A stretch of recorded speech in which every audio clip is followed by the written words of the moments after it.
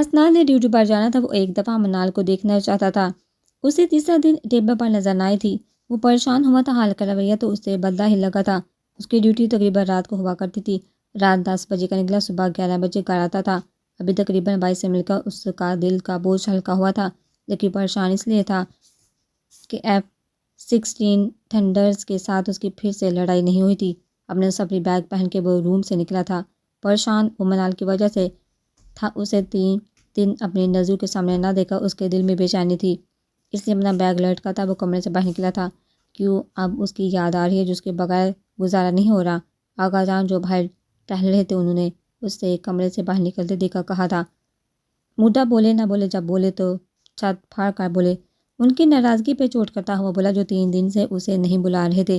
استغفار، تمہیں تو منہ لگانا بھی فضول ہے، تم نے مجھے مردہ کہہ کر میرے اندر کے حاکم بہت کو جگا دیا۔ اب میں دیکھتا ہوں کہ تم کیسے اسے دیکھتے ہو۔ اب تمہارے ہٹلر باپ کو نہ بتائے تو میرا نام بھی حاکم بہت نہ ہو۔ اور آج کتنے دنوں بعد اس کی ٹون میں بات کرتے ہوئے بولنے لگے تھے۔ آغا جان، اب آپ کو سیکنڈ ہینڈ خاتون سے شادی کر لینی چاہیے۔ او، میں بھول گیا تھا، سیکنڈ ہینڈ نہیں، تھرڈ ہینڈ، کیونکہ اب تو آپ سے پوتے پوتیوں والی خاتون شادی کرے گی، کوئی نوجوان حسینہ تو کرنے سے رہی۔ امی، آپ ہم سے جالس نہ ہوں، زندگی کا کوئی بھروسہ نہیں، آپ اپنا گھر بسائیے اور اللہ کا نام لے کر محلے والی پھپھی کٹنے آنٹیوں کی طرح لوگوں کی زندگیاں خراب نہ کرے۔ وہ ہاتھ ہلا ہلا کر اصلاح مشورے دینے لگا تھا۔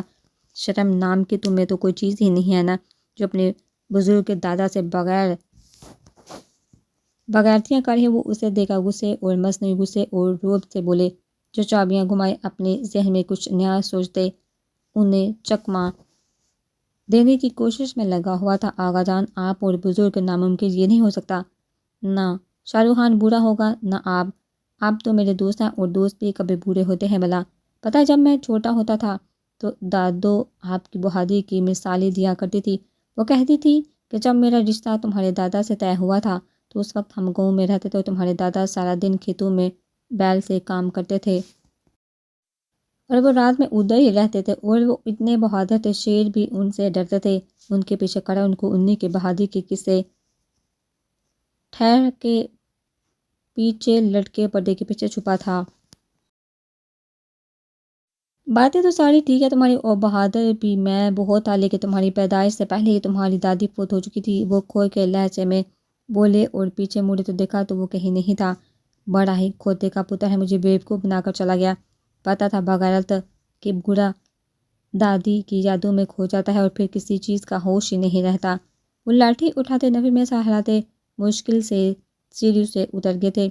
کھودے کا پتر ہوں یا نہ ہوں، پر میں پوتا حاکم بہت کا ہوں، مجھے ہر چیز کو مینیج کرنا آتا ہے۔ حسنان نے ان کی آواز مدم ہوتے دیکھ اپنا سر پردے سے باہر نکالا تھا اور آخری سیڑھی پہ جاتا دیکھ کر اپنے کالر کو ہلاتا بڑے فخر سے ان کی نقل اتارتے ہوئے کہا تھا، پتر یہ لے۔ وہ بے بسی اس کی طرف ہاتھ سے لعنت بیتے نکل گئے تھے، جو اب اوپر نہیں آ سکتے تھے، جبکہ حسنان اب کہکا لگاتے ہوئے منال کے کمرے کی طرف بڑھا تھا، لیکن اس کے روم کا دروازہ بند تھا۔ وہ سیڑھی سے اترتے دوسرے راستے سے آیا تھا۔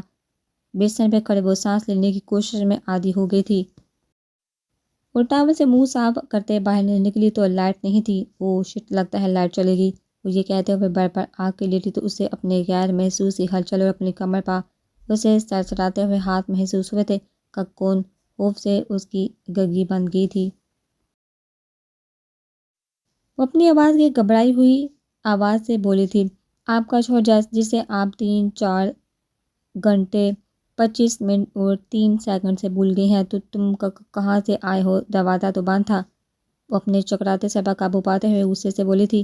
منال اس کی غربت میں چکرا کر رہ گئی تھی، ایک تو اندھیرا اور ایک تو اس کے اتنا قریب، چھوڑ مجھے بےہودہ ٹھڑکے انسان۔ وہ اس کو خود سے چھڑوانے کی کوشش کرنے لگی۔ جب انسان کا دل اور نیت صاف ہونا تو میرا رب راستے بنا دیتا ہے۔ تم مجھے سیدھا سیدھا بتاؤ، تم اندر کیسے آئے؟ وہ نفرت سے بولی تھی ونڈو سے۔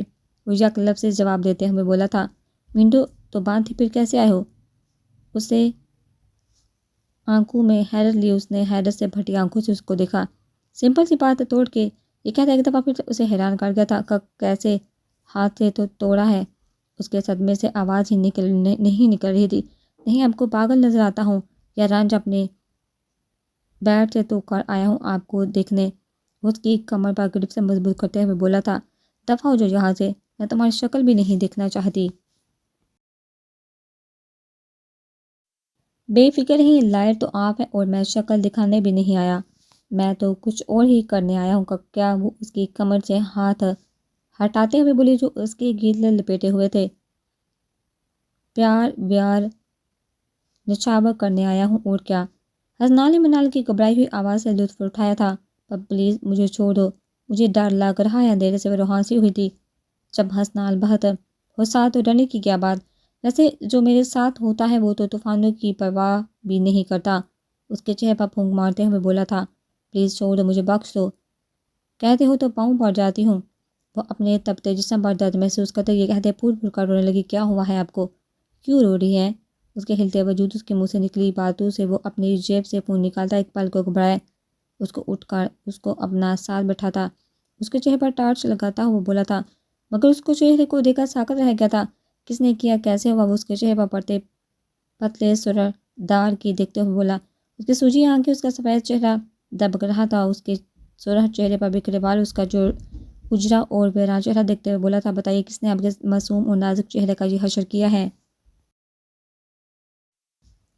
اس کے بکھرے بال سمیٹنے لگا، آپ کو تو بخار ہے، آپ نے کیوں نہیں بتایا مجھے؟ اس کے تپتے چہرے کو محسوس کرتا پریشانی سے بولا تھا، دفع ہو جو، نکل جو ادھر سے، اب میرا چہرہ کیوں نازک لگ رہا ہے؟ تمہاری وجہ سے میری ماں نے مجھے بے دردی سے مارا ہے، صرف اور صرف تمہاری وجہ سے۔ انہوں نے کہا ہے کہ میں تم سے پہلے طلاق مانگی تھی، بتاؤ حسنال حاکم بہت، میں نے کب طلاق مانگی؟ میں نے تم سے اس کی گریبان کو پکڑتے ہوئے جھنجھوڑنے لگی تھی، اور اس وقت یہ چہرہ نازک نہیں لگا جب میرے بال کھینچ کر مجھے تھپڑ مارے تھے۔ وہ روتے روتے اپنی کمر پہ اس کے ہاتھ کی گرفت کو غصے سے چھڑواتے ہوئے اٹھ کھڑی ہوئی تھی۔ میں تو ہوں ہی بے غیرت جو اپنے غصے اور خود کو نہ کر سکا، پر آپ نے مجھے بتانا گوارا نہیں کیا کہ حالہ نے آپ کو اتنی سفاکی سے مارا۔ مجھے کیوں نہیں بتایا؟ ماں مر گیا تھا کیا؟ آپ اتنی اذیت برداشت کرتے رہی اور میں بے خبر رہا، کیوں؟ آپ اتنی اذیت برداشت کرتے رہی، میں بے خبر رہا۔ اس نے غصے کی شدت سے اپنا ہاتھ بیٹ کے ساتھ مارا اور زور سے داڑا تھا، دفع ہو جو، نکل جو یہاں سے، مجھ پر چیخنے سے بہتر ہے کہ اپنی براس کہیں اور نکالو۔ منال لائٹ آن ہوئے بولی تھی، خون، وہ جو غصے میں تھی اس کے ہاتھ سے خون نکلتا دیکھا پیچھے ہونے لگی تھی۔ وہ بیماری کی حالت میں خون نہ دیکھ سکی اور گھبرائی تھی کہ کچھ نہیں ہوا۔ حسنال نے اس کا پیلا پڑتا خوفزدہ ہوتا چہرہ دیکھا اور اس کی طرف بڑھا، اسے اپنے ساتھ لگا لیا تھا، پر خون تمہارا تو خون بہہ رہا ہے۔ اس کے ساتھ لگی آنکھیں میچتے ہوئے بولی تھی، کچھ نہیں ہوا، میں اپنی پٹی کروا لوں گا اور آپ کو بھی دوا لے کر دوں گا۔ اسے تسلی دیتا اس کے تپتے چہرے پر اس کے زخم کی جگہ لب رکھتے ہوئے بولا تھا، پر میں تمہارے ساتھ کہیں نہیں جاؤں گی۔ وہ نفی میں سار ہلاتے روٹھے لہجے میں بولی تھی، اس کے ساتھ باہر کھلی ہوا میں جانا چاہتی تھی، کیونکہ 3 دن سے قیدیوں کی طرح زندگی سے اسے یہ کمرہ قیدخانہ لگنے لگا تھا۔ وہ جانا بھی چاہتی تھی پر یہ ظاہر نہیں کرنا چاہتی کہ اس کے ساتھ جانے کے لیے تیار ہے۔ اس کے لبوں کا پاکیزہ لمس اسے اپنے درد کی دوا لگا تھا، لیکن وہ اس کے سامنے کمزور نہیں پڑنا چاہتی تھی۔ آپ نہیں جائیں گی تو میں اپنی پری کو خود لے جاؤں گا۔ اس سے ہلکا سا علیحدہ کرتے اپنے گلے سے مفلر نکال کر اپنے ہاتھ پاؤں باندھ کر اس کی الماری سے بلیک کلر کی شال نکال کر اس کے اوپر اٹھا کر اسے بازو میں اٹھا لیا۔ چھوڑیے مجھے، تم مجھ سے 4 سال چھوٹے ہو اور تمہارے اپنا بھی ہاتھ زخمی ہے۔ وہ غصے سے اسے یاد دہانی کرواتے ہوئے بولی کہ وہ اس سے چھوٹا ہے۔ ہاں تو چلیے پھر میں آپ کو اتارتا ہوں، آپ مجھے اٹھا لیں۔ وہ چلتے چلتے رکتا ہوا بولا تھا، اتنے چالاک نہ بنو، تم جب چھوٹے تھے تو میں نے تمہیں ایک دفعہ اٹھایا۔ وہ کہتے کہتے زبان تاندو تلے دبا گئے تھے، کیونکہ بلیک کلر کی شرٹ پر ٹائیگر کی تصویر میں وہ خود ہی کوئی ٹائیگر لگا تھا۔ اوپر سے اس کی پیشانی پہ ہلکے بکھرے بال اور اس کے نمایاں ہوتے ڈمپل سے اپنی فکر کرتا یہ شخص منال کو پہلی دفعہ اچھا لگا تھا۔ اس کے گال پہ پڑتا ڈمپل دیکھا وہ کبھی کبھی جالس ہوتی تھی، کیونکہ جب وہ ہنستا تو واللہ قایا مٹاتا تھا۔ وہ دونوں بڑی ہی شاندار شخصیت کے مالک تھے۔ اس مضبوط شخصیت والے شخص کا موازنہ ایک 7 ماہ کے بچے سے کر گئی تھی۔ وہ جو اسے چھوٹا بچہ کہتی تھی، حقیقت میں وہ اس کے آگے کھڑی بچی لگتی تھی۔ یہ بات منال کے دل نے تو تسلیم کر لی تھی، لیکن وہ اپنی بڑی عمر کا رعب جاننا اس کے دل کو تسکین دیتا تھا۔ ہاں ہاں، کیا پدی اور کیا پدی کا شوربہ، ویسے مجھے نہیں یاد، وہ اس کے نازک سرابے کو بغور دیکھتے ہوئے بولا تھا، دفع ہو جاؤ، مجھے ان باتوں میں مت لگاؤ اور نہ میرا دماغ چاٹو، میری طبیعت پہلے ہی خراب ہے، مجھے اتار دو۔ وہ غضبانہ تیور لیے بولی تھی، آپ اتنی بڑی نہیں جتنی بنتی ہیں۔ وہ اسے اٹھائے چلتے تیز چلنے لگا تھا، اور تم بھی اتنے اچھے نہیں ہو جتنے نظر آتے ہو۔ اس کی حرکتوں سے عاجز آ گئی تھی۔ آپ کا مطلب ہے میں اچھا ہوں؟ ویسے بتا دینا پھر کتنا اچھا ہوں، کچھ کچھ تو آپ کے دل کو لگتا ہوں۔ ویسے اتنا تو مجھے یقین ہے کہ میں ہینڈسم ہوں، وہاں کے پٹ پٹاتا ہوا بولا اور سیڑھی سے اترنے لگا تھا۔ مجھے چھوڑو، سارے دیکھیں گے تو کیا سوچیں گے، سب سو گئے، اب اگر آپ بولی تو یہی سیڑھیوں پر گرا دوں گا۔ وہ پھر سے اس کے جواب سننے کے لیے رکا تھا۔ اتنا مجھے پتا کہ تم مجھے نہیں گرا سکتے، کہ میں یقین سے کہہ سکتی ہوں، تو پھر مان لے میں صرف اچھا نظر نہیں آتا بلکہ اچھا ہوں بھی۔ اس کی بات سنتا اپنی فلسفی جاتا اس سے ہاتھ پیٹا لے گیا تھا۔ پلیز مجھے چھوڑو، میری طبیعت بہت خراب ہے۔ اس کی ہر بات پکڑنے تنگ آتی ہوئی بسی سے بولی، او آپ کی طبیعت بہت خراب ہے، میں آپ کو کب سے کہہ رہا ہوں کہ مت بولی، آپ کی طبیعت اور زیادہ خراب ہو جائے گی۔ تم تو مڈو کو بھی نہ چھوڑو، انہیں بھی قبر سے اٹھا لو۔ وہ تنزیہ ہوئی تھی جس نے اسے گاڑی میں بٹھا کر ڈور لاک کر دیا تھا۔ اس کا مطلب آپ مردہ ہیں۔ وہ دوسری سائڈ پہ خود بیٹھتے ہوئے بولا تھا، پلیز اللہ کا نام ہے چپ ہو جاؤ۔ اس کی باتیں سن سن کر واسطہ دینے لگی تھی۔ اوکے، یہ کہتے ہوئے اس نے سنجیدگی سے گاڑی سٹارٹ کی تھی، جبکہ یہ لفظ سن کر منال نے شکر کی سانس لی تھی۔ وہ فائل ملی ہے کہ نہیں جس میں اس خبیث انسان کا سارا ریکارڈ تھا؟ سوری سر، میں نے بہت کوشش کی ہے لیکن عرفان دورانی نے مجھے اندر تک نہیں گھسنے دیا۔ امپلائی روشنال کے سامنے نظریں جھکا کر بولا تھا، تو میں نے تمہیں کس کام کے لیے بھیجا تھا؟ تم سے اتنا نہیں ہو سکا؟ فی الحال میری نظروں سے اوجھل ہو جا، 1 منٹ سے پہلے۔ وہ غرائے تھا امپلائی بیچاری نظریں جھکا کر جلدی سے نکلا تھا۔ پیچھے وہ اپنے درد میں ہوتے سار کو مسلنے لگا تھا۔ روشنال کو 3 دن کہہ کر آیا تھا، آج 5واں دن تھا۔ وہ دوسرے شہر میں تھا۔ وہ بہت پریشان تھا کیونکہ وہ حلیہ بدل کا خود نہیں جا سکتا تھا۔ ایک تو عرفان دورانی اسے پہچان لیتا، دوسرا اس کو اتنے مکھن لگانے نہیں آتے جو اس کو اپنی باتوں سے پھسلائے اور اس کی کمزوری کو جان سکے۔ وہ روشنال بہتا فارورڈ اسٹریٹ انسان، نہ وجہ پوچھنے والا نہ دلیل دینے والا، بس سیدھا سیدھا منہ توڑنے والا انسان تھا۔ اسے جس سے نفرت ہوتی وہ اس کے راستے تک سے نہیں گزرتا، اور عرفان دورانی اس کے ذہن میں پلتا ایسا جراثیم تھا جو جب تک مر نہیں جاتا تب تک وہ سکون سے نہیں بیٹھا رہتا۔ وہ لوگوں کے نام پر حکومت سے لاکھوں کروڑوں لے کر خود کے اکاؤنٹ بڑھ رہا تھا۔ وہ ذہن میں ایسا شخص سوچ رہا تھا جو یہ کام خاموشی اور ہوشیاری سے کرے اور کسی کو پتہ بھی نہ لگے۔ حسنال تقریباً 15 منٹ اس کے ذہن میں حسنال کا نام آیا۔ حسنال سے بہتر انسان اسے اس دنیا میں مل ہی نہیں سکتا۔ حسنال کا نام ذہن میں آتے ہی اس کے چہرے پر چھائی کثافت ختم ہو گئی تھی۔ اس نے بغیر سوچے سمجھے اس کو کال کی تھی۔ ایک ہی کال پہ فون اٹینڈ کر لیا گیا تھا۔ السلام علیکم وکیل صاحب، آج کیسے یاد کر لی مجھ جیسے بندہ ناچیز کو؟ حسنال کی ڈرامہ بازیاں لگاتے ہوئے کہا تھا، وعلیکم السلام یار، آج میں بہت پریشان ہوں۔ تو اسے ایک ضروری کام تھا، اپنی 3 مہینے پہلے والی ٹون میں آیا تھا۔ روشنال نے سوال جواب کے بغیر چھوٹے ہی کہا تھا، واہ واہ، علامہ اقبال نے پھر صحیح کہا تھا، کون یاد رکھے گا ہمیں اس دورے خود غرضی میں حالات ایسے ہیں لوگوں کو خدا یاد نہیں رہا۔ آپ کے ابا حضور کا نام کیا ہے؟ اس کے شعر سنتا دان پیستا بڑے اخلاق سے بولا، آپ کو نہیں یاد بھائی تو کوئی بات نہیں، میں یاد کروا دیتا ہوں۔ ہمارے ابا کا نام صغیر حاکم بہت ہے، بقول میرے ہٹلر۔ وہ روشنال کو وضاحت دیتے ہوئے بولا، تو پھر 19 ہٹلر کا جانشین بن، زیادہ اقبال کا جانشین بننے کی ضرورت نہیں۔ یہ کیا، جب گا رہے تھے تو میرے لیے بڑا پیار امڑ رہا تھا، ہٹلر سے بڑی سفارشیں ہو رہی تھی، میں بھی اس ظالم زمانے میں جو آپ کو سمجھ سکا، سوچا تھا سگا بھائی ہے، دور رہنے کی وجہ سے مجھے یاد کرتا ہوگا اور پیار کرے گا، اور اوپر سے آپ شہر سے دور ہیں، پر آپ بھی اسی ہٹلر کے جانشین نکلے۔ بیٹا میں وہی ہوں جو آج سے 3.5 مہینے پہلے تھا، پیارا اپنی جگہ، نفرت اپنی جگہ۔ وہ پھر آغا جان پنجابی زبان میں خوب کہتے تھے۔ اشنال نے اسے تجسس میں ڈالنے کے لیے اسے الجھایا تھا، کیا؟ روشنال یک لفظی جواب بولا، آغا جان عرض کرتے ہیں جیڑے گڑ بیڑے وہ لاہور وچ بھی بیڑے۔ چٹ اپ ایڈیٹ انسان، میں کہ تیرے سامنے ہوتا اور تو میرے سامنے ایسی گفتگو کرتا تو میں تیرا منہ توڑ دیتا. ہا ہا ہا. آپ کے سامنے نہیں ہو اس لیے ایسی بکواس کر رہا ہوں. میں فون بند کر رہا ہوں, تم بکواس کرتے رہو. غصے سے اونچی آواز میں بولا. چچا قرض کرے. میں سن رہا ہوں. وہ اب سیریس ہوا تھا. میں پہلے ہی بہت ٹینشن میں ہوں. پوری رات میں سو نہیں پایا. وہ پریشان سے بولا تاکہ آسانی سے اسے ہر بات کلیئر کر سکے. کیوں آپ کی معصومہ نے بیلنس سے تو توازہ نہیں کی. حسنال نے اسے جان بوجھ کر تپایا تھا جس سے وہ تپ بھی گیا تھا. حسنال قسم سے میں یہ خیال نہیں کروں گا. میں اس وقت کہاں ہوں. سیدھا گھر آ جاؤں گا. پھر یہ نہیں دیکھو گا کہ لگی کہاں ہے. اچھا سوری مان لیے آپ ہٹلر کے جانشین ہیں. آپ پلیز بات بتائیے. وہ سچ میں اس کے روبدار شخصیت ذہن میں سوچتے ہوئے ڈرا تھا.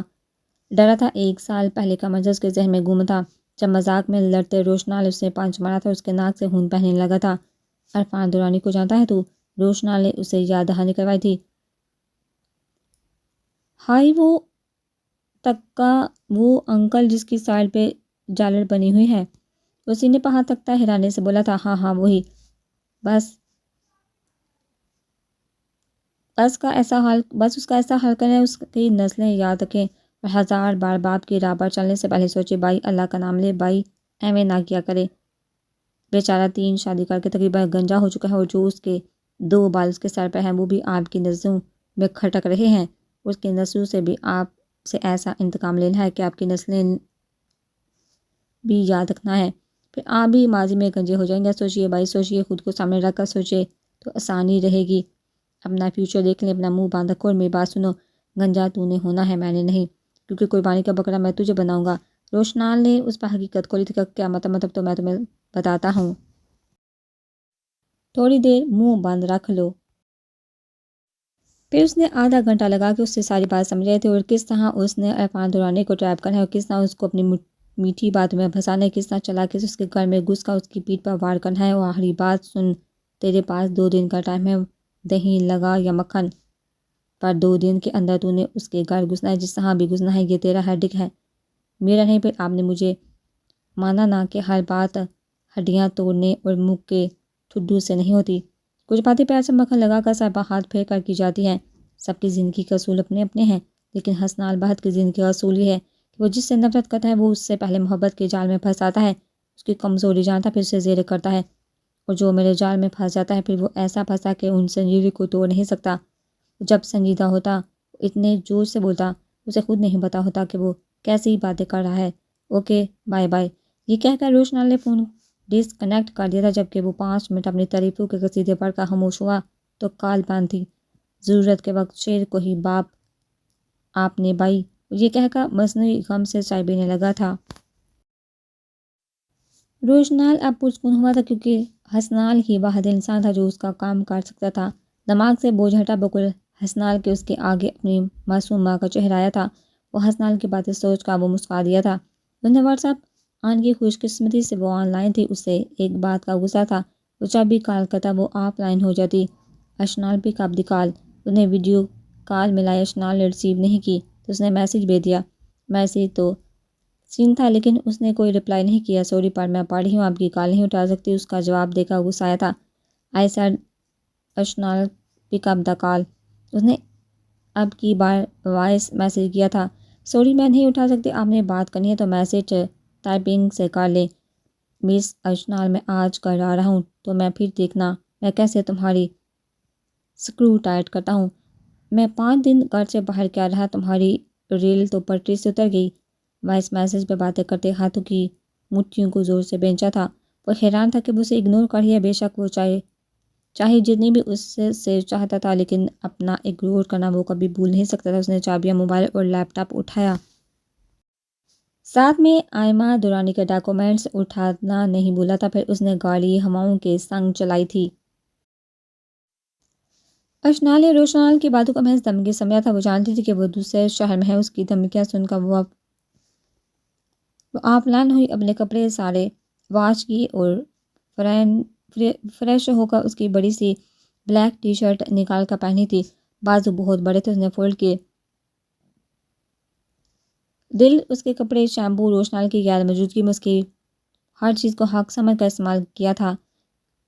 وہ مرضی سے سوتی اٹھتی تھی. پہلے کالج جاتی، پھر سارا کے سارا اکیڈمی جاتی تھی، اس کی ٹی شرٹ پہن کے اس کا پرفیوم استعمال کیا تھا، اس کی مردانہ چپل پہنے، اس کی گھڑی نکال کر ہاتھ پہ پہنی، تصویریں بنا کر اپنا شوق پورا کیا تھا، اس کی الماری کا ستیاناش کیا تھا، لیکن آج گویا اسے پرواہ نہیں دی۔ آج اتوار تھی تو اس لیے گھر میں اس نے بہت چل کیا تھا۔ اس سے پہلے کتنا نوڈل بنا کے کھائے۔ ہائے دوگو کے 3 دن عید کے ہوتے ہیں، میرا آج 5واں دن ہے، وہ چہک کر بولی۔